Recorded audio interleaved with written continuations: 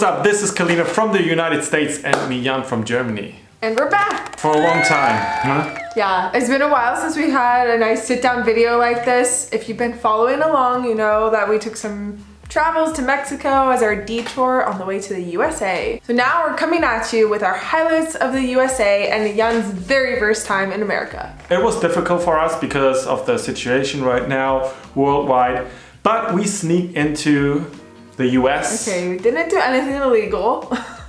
Yeah, so I was not crossing the border illegal, but we made this detour through Mexico, which was pretty nice. If you want to see the video in Mexico, and you have to see them, they're pretty nice. Just look at the other videos, I don't know. Yeah, just check out our channel, you'll find everything there. To kick off our USA series, I wanted to ask Jan what his biggest shocks of the USA were. So what's different between the US and Germany? First, for me, like how big everything is. Oh, that was incredible. Like the way, the streets, the crossroads, how far you can look into the country without seeing any house. That was pretty amazing. Yeah, let's just also set the stage. We went to visit my family who live in Utah State right now. We also took a road trip through the Southwest, lots of desert, open space land. So here's the next thing. What really surprised me, the heat. We went through Arizona and was incredible hot. It was 121 Fahrenheit. Yeah, literally the hottest day of my life. What is that in Celsius? I don't know. Let me check. 49.4 degrees Celsius. That's pretty hot. And on that exact day, same day, it was the record in Death Valley with 57 degrees or something Celsius, Yeah. of course. So even just to fuel up the car was so hot. We were under the shed and it doesn't matter. The heat come from everywhere. It was incredible. I never felt that. I'm not a firefighter, okay?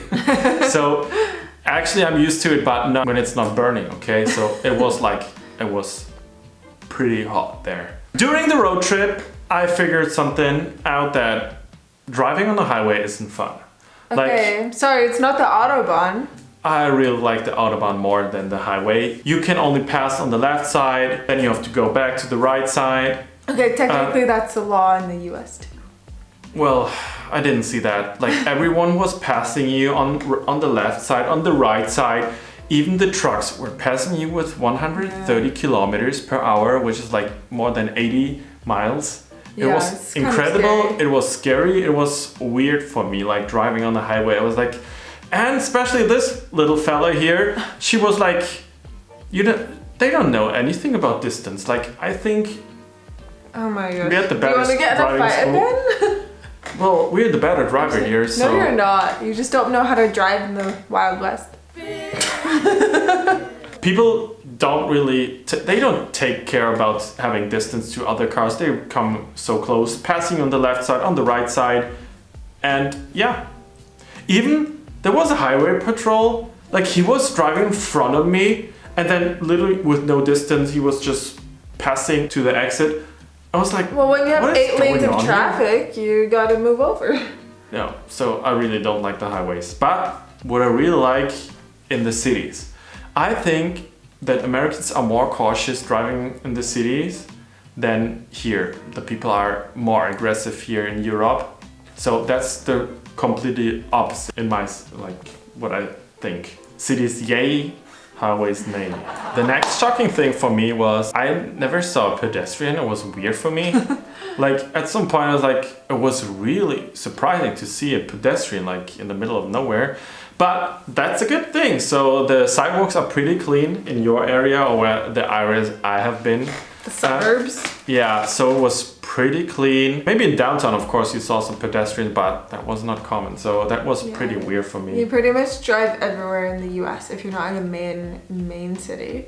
Even to the cemetery. That was the most what I never expected, that you can drive with your car on a cemetery. Oh, like inside the cemetery. Yeah, so that was, which is actually good for old people. So Yeah. I don't see nothing bad in it, but that's what I never saw before. Everything is decentralized, like you cannot walk. We have been in one downtown and it was like pretty long walks. So kind of glad with the scooter now that you can rent some scooter, but I also hate them. So That's like sometimes you need them and sometimes you just hate them. Everything is decentralized, so that's why you also need cars. The next good thing is the customer service at restaurants. They're of course incredibly nice, and maybe it's sometimes fake, but it's so much nicer than here in Germany or Europe. The people are so friendly to you, and there's no big thing like if you want something else, like or you want some extra ketchup, extra fries, I don't know, they don't really care, they just give it to you. And not in Germany where you have to pay for another bag of ketchup or like it's ridiculous here. Especially like you can just refill your Coke and or whatever. I mean, you can do that sometimes here too, but it's also with the water stuff, like water is for free. That's so much nicer than here.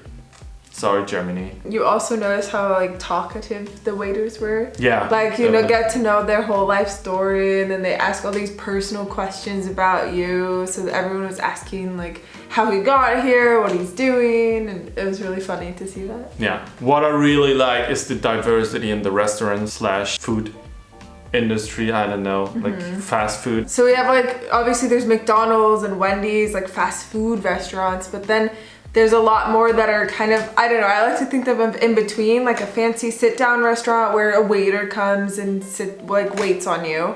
These ones you still go to the counter and order, but it's like, I don't know, it's like good food, lots of healthy options as well. And we have so many of those options in the US. Yeah, I like this Hawaiian place where you just wait. You don't have a waiter there, but the good thing is like sometimes you want to have it easy, fast, and of course healthy. So, and there's this great mix where you can get like food in a fast way, also a healthy way, and then where you don't have to wait for a waiter, where you don't have to pay extra, and this way. So this is really nice. I wish we had that here too, because sometimes you don't want to cook, but you want to eat something healthy, but you don't want to go to a fancy restaurant where you have to wait. Yeah, you don't want to spend a few hours out. You just want to go and eat. Yeah, so you have more diversity where you can really choose what you really like. Yeah, so stay tuned for another video coming where Jan will rank his favorite foods in America. This season is going to be like a mixed up where we talk and show things from US, and stay tuned, yeah. So make sure to like this video and subscribe if you want to see more, and let us know in the comments below what you think of America or what you would like to do there. And if you don't like the video, then don't follow us and don't like it. Okay, but do follow us. But follow us, yeah, that would be nice. And we'll see you guys next time. Bye.